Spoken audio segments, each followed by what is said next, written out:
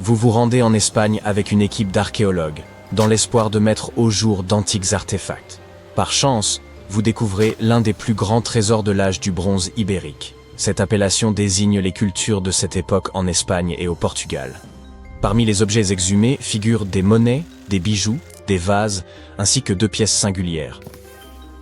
L'une évoque un fragment de sceptre, l'autre ressemble à un bracelet. Leur étrangeté? Elles semblent liées à l'espace. En 1963, à quelques kilomètres de la ville de Villena, en Espagne, des scientifiques mirent au jour le trésor de Villena, l'un des plus importants dépôts d'or de l'âge du bronze. Fait curieux, existe-t-il des trésors de bronze datant de l'âge d'or? Qu'importe. L'or découvert a été daté entre 1500 et 1200 avant notre ère, à l'exception toutefois du sceptre et du bracelet, dont la provenance semble étrangère. Leur origine serait extraterrestre, dit-on, ce qui rend leur datation incertaine.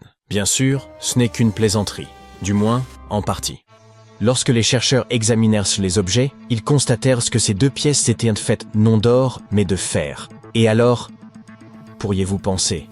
Le problème, c'est qu'à l'âge du bronze, on ne savait ni exploiter ni forger ce métal.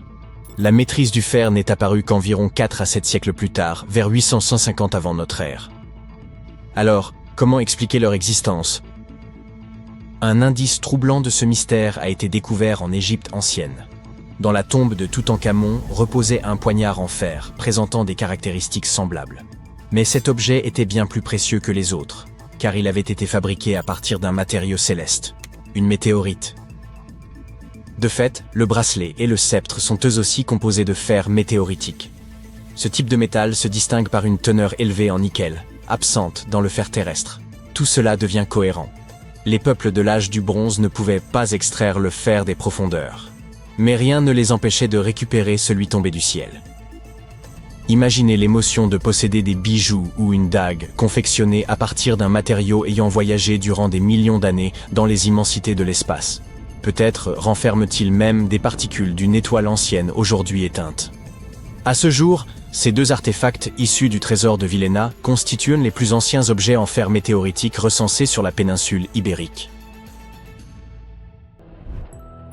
Maintenant que chaque pièce est à sa place, vous pouvez admirer l'ensemble des richesses composant le trésor de Villena. Ce dernier comprend 66 objets, bols, bracelets, flacons, bijoux en or, 3 flacons d'argent ainsi qu'un bouton en or ambré. Près de 10 kilos d'or ancien soigneusement dissimulé, dont la découverte ne fut possible qu'après 3 millénaires. Ce rêve pour tout archéologue est exposé au musée de Villena, où sont présentés des vestiges couvrant plusieurs époques, allant de la préhistoire, il y a environ 50 000 ans, jusqu'à l'époque contemporaine. Vous y trouverez des objets issus des cultures ibériques, romaines et arabes. On y observe non seulement bijoux et monnaies, mais aussi les vestiges de colonnes, céramiques et autres artefacts architecturaux. Cette collection figure parmi les plus importantes en matière de trésors préhistoriques en Europe. Et le plus remarquable est que l'accès à cet ensemble exceptionnel ne coûte que 2 € environ. Rendez-vous à Villena, découvrez donc ce musée, et imprégnez-vous de son histoire. Hé l'ami, on m'a dit que vous possédiez un détecteur de métaux. Pourriez-vous m'aider à retrouver ce marteau que j'ai perdu dans mon champ? Vous demande un vieux fermier. Vous prenez votre appareil et entamez les recherches. Mais au lieu d'un marteau, vous déterrez des centaines, voire des milliers de pièces d'argent estimées à environ 2 millions d'euros. Vous vous réjouissez que le fermier ait égaré son marteau, car vous voilà riche. Mais stop, sachant que ce terrain lui appartient, lui révéleriez-vous votre trouvaille ou la garderiez-vous pour vous? En réalité, aucune de ces éventualités ne s'est produite. En 1992, Eric Lowes aidait un agriculteur à retrouver un marteau perdu dans un champ proche de Oxon, dans le Suffolk en Angleterre. Son détecteur de métaux révéla un trésor caché d'une ampleur considérable. Cuillères en argent, bijoux en or, plus de 500 pièces d'or et quelques 14 000 pièces d'argent. Par hasard, Eric Lowes mit au jour la plus vaste collection d'or et d'argent de la fin de l'époque romaine, jamais découverte en Grande-Bretagne. Hélas, ou par chance peut-être, ni lui ni l'agriculteur ne reçurent la moindre part de ce trésor, désormais conservé au British Museum. Quittons à présent le champ de ce fermier pour rejoindre la côte méditerranéenne. Imaginez que vous soyez plongeur sous-marin. Après une violente tempête la veille, l'eau est désormais calme, et vous vous immergez pour découvrir un fond marin recouvert de dinars en or. Ce fait s'est produit en 2015. Ces pièces, charriées sur la rive par la tempête, pourrait avoir été frappé bien avant le début de la première croisade en 1096. Cette collection figure parmi les découvertes archéologiques les plus remarquables à l'échelle mondiale. De telles richesses peuvent aisément troubler l'esprit de leurs découvreurs, mais elles finissent toujours dans un musée. Et c'est une bonne chose, car une fortune de cette ampleur pourrait aisément rendre fou. Un détecteur de métaux et une combinaison de plongée ont permis la découverte de trésors anciens. Mais quelle sera la prochaine étape? Pourquoi pas un chien? En effet, cet animal pourrait bien être un excellent substitut au détecteur de métaux. Ainsi, en 2013, 2 personnes promenaient leurs chiens sur leur propriété, dans le nord de la Californie, lorsqu'ils tombèrent sur une boîte rouillée remplie de pièces datées de 1847 à 1894. Près de 1500 pièces d'or se trouvèrent à l'intérieur. Le ticket pour un avenir riche et insouciant? Pas cette fois. La découverte suscita une vive controverse parmi les experts.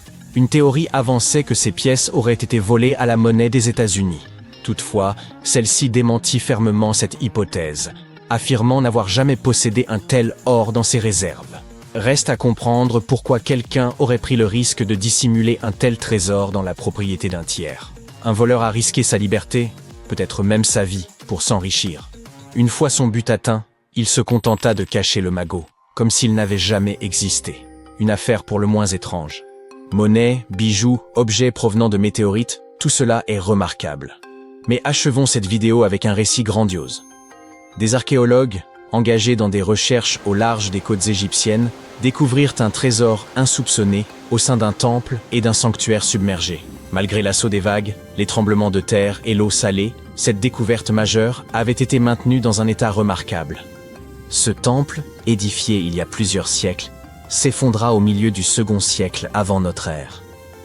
Il s'agissait d'une structure capitale de l'Égypte ancienne, considérée comme sacrée par la population. Les pharaons s'y rendaient pour implorer l'aide de leurs dieux et afin de sacraliser leur règne au moyen de titres grandioses, tels que roi de l'univers. Pour beaucoup, ce lieu représentait le cœur même de notre monde, et il repose désormais, oublié, au fond de la mer, presque en ruine. Le temps ne fait grâce à rien. Les chercheurs ont établi que ce temple faisait autrefois partie intégrante d'une cité portuaire antique. Un tremblement de terre dévastateur survenu il y a fort longtemps anéantit la ville. Les vagues de marée, en rendant le sol meuble, entraînèrent la cité dans les eaux de la Méditerranée. Lors de leurs investigations dans le temple, les scientifiques découvrirent de nombreux trésors cachés, instruments cérémoniels en argent, bijoux en or et vases en albâtre, qui servaient jadis à conserver parfums et onguents. Il semblerait qu'en Égypte ancienne, la cosmétologie avait déjà ses adeptes. À proximité du temple, les archéologues mirent au jour un sanctuaire grec. Il semble que les marchands grecs visitant les côtes égyptiennes souhaitaient rendre hommage à Aphrodite, et pour cela bâtirent un modeste édifice en son honneur. Dans ce lieu furent exhumés des objets en bronze et en céramique issus de diverses cultures. Les chercheurs ont également découvert que les Grecs jouissaient de l'autorisation de commercer dans cette cité égyptienne, et pouvaient même y établir leur résidence. Les pharaons, vers 600 avant notre ère, se montraient apparemment favorables à leur égard. L'archéologie est indéniablement passionnante. Mais que feriez-vous si vous découvriez un trésor ancien?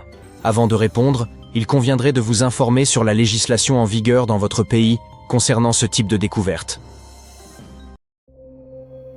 Ceci est un véritable cerveau humain. Enfin, ce qu'il en reste, un nuage de cendres brûlant l'a transformé en verre. Cette transformation incroyable s'est produite il y a presque 2000 ans lorsque le mont Vésuve a décidé que le temps se prêtait parfaitement à une petite éruption qui détruirait les villes de Pompéi, d'Oplontis et d'Herculanum. Ce cerveau appartenait à un jeune homme qui vivait en 79 de notre ère à Herculanum. Pas la ville romaine la plus célèbre, mais ce fut le premier endroit à être découvert sous les cendres du Vésuve, en 1709. Environ 200 ans plus tard, des archéologues ont trouvé les restes de ce jeune homme allongé à plat ventre sur un lit. Toute la fumée et les cendres l'avaient probablement désorienté, et, tandis que la plupart des citoyens d'Herculanum se précipitaient vers le rivage, espérant être secourus, notre homme s'était retrouvé piégé à l'intérieur d'une maison et avait perdu connaissance. Étrangement, cela a sauvé son cerveau de la destruction totale. Mais comment diable un cerveau peut-il se transformer en verre? Eh bien, lorsque le mont Vésuve est entré en éruption, il n'a pas expulsé seulement de la lave, Il a également envoyé un nuage de cendres vraiment super chaud avant que la lave solidifiée puisse s'écouler. Ce type de lave, connu sous le nom de coulée pyroclastique, peut atteindre une température de 465 degrés Celsius, ce qui est assez insensé. C'est suffisamment chaud pour faire fondre votre cerveau, mais pas assez pour le transformer en verre. Cependant, le nuage de cendres, lui, peut atteindre des températures comprises entre 500 et 600 degrés. Mais pour transformer quelque chose en verre, vous n'avez pas seulement besoin de chaleur, vous avez aussi besoin d'un refroidissement rapide. Pour faire simple, vous devez chauffer l'objet à une température suffisamment élevée pour qu'il fonde et devienne liquide. Si vous le laissez refroidir lentement, les molécules de ce liquide commenceront à s'organiser calmement en forme de cristaux. Mais si l'objet refroidit très rapidement, il se solidifiera en gardant la forme prise par le liquide. Un peu comme quand on fait des glaçons. Si vous versez de l'eau dans un bac et que vous le mettez au congélateur, elle se transformera en glace parce qu'elle refroidit rapidement. Mais si vous laissez l'eau à température ambiante, elle s'évaporera lentement. Cela signifie que le cerveau a fondu en raison d'une température extrêmement élevée. Mais avant qu'il ne puisse cristalliser, par exemple, ou simplement s'évaporer, il est devenu très froid. Le flux de l'éruption n'était pas assez chaud. Mais le nuage de cendres qui a atteint la ville avant la coulée pyroclastique l'était assez pour déclencher ce processus. Et assez rapide aussi pour partir juste au bon moment. Pour déterminer la température exacte nécessaire à cette transformation d'un cerveau en verre, les scientifiques ont utilisé une technique appelée calorimétrie différentielle à balayage. Ce nom sophistiqué signifie essentiellement qu'ils chauffent des éclats de verre, afin de pouvoir observer le moment où ils commencent à changer de forme. Ils ont découvert que le nuage de cendres devait être à exactement 510 degrés Celsius pour que les cellules cérébrales se mettent à fondre. Maintenant, souvenez-vous de ce que j'ai dit à propos de cet homme qui se trouvait à l'intérieur d'une maison alors que la plupart des citoyens étaient à l'extérieur. Eh bien, ces gens ont également été exposés à ce changement de température, mais ils ne se sont pas transformés en verre car ils n'étaient pas protégés par les murs d'un bâtiment. La protection offerte par le crâne a sûrement aidé notre homme, mais ce n'était pas suffisant. Et comme les autres n'étaient pas protégés par des murs de briques, leurs cerveaux sont simplement partis en fumée. Et avant que vous ne me le demandiez, sachez que non, aucune autre partie de son corps ne s'est transformée en verre. Vous voyez, il faut un peu de liquide pour que le processus de fabrication du verre se produise. Le cerveau contient beaucoup d'eau et de graisse, ce qui en fait un candidat idéal pour ce processus de vitrification. D'autres organes pouvaient bien sûr contenir du liquide, mais ils n'étaient pas aussi protégés que le cerveau. Ils ont donc été détruits par la chaleur. Et les os? Eh bien, les os ne contiennent pas assez de liquide. Donc, ils sont restés tels quels, ceux qui n'ont pas été carbonisés, tout au moins. Lorsque le cerveau s'est transformé en verre, il ressemblait beaucoup à une pierre d'obsidienne, une sorte de verre volcanique formé par la lave refroidie d'un volcan. L'archéologue médico-légal qui a découvert ce cerveau vitrifié a même d'abord pensé qu'il s'agissait simplement d'une pierre. Il examinait les os de notre héros lorsqu'il a remarqué quelque chose de brillant à l'intérieur de son crâne, au milieu de toutes les cendres volcaniques qui le remplissaient. À sa surprise, cette chose était bien plus fragile que l'obsidienne, et plus petite aussi, avec certains fragments mesurant seulement quelques millimètres de large. Il n'a compris que cela faisait partie du cerveau de ce jeune homme qu'après avoir apporté le verre dans un laboratoire. À l'aide d'un microscope, il a découvert qu'il ne s'agissait pas d'une pierre, mais d'un tissu organique.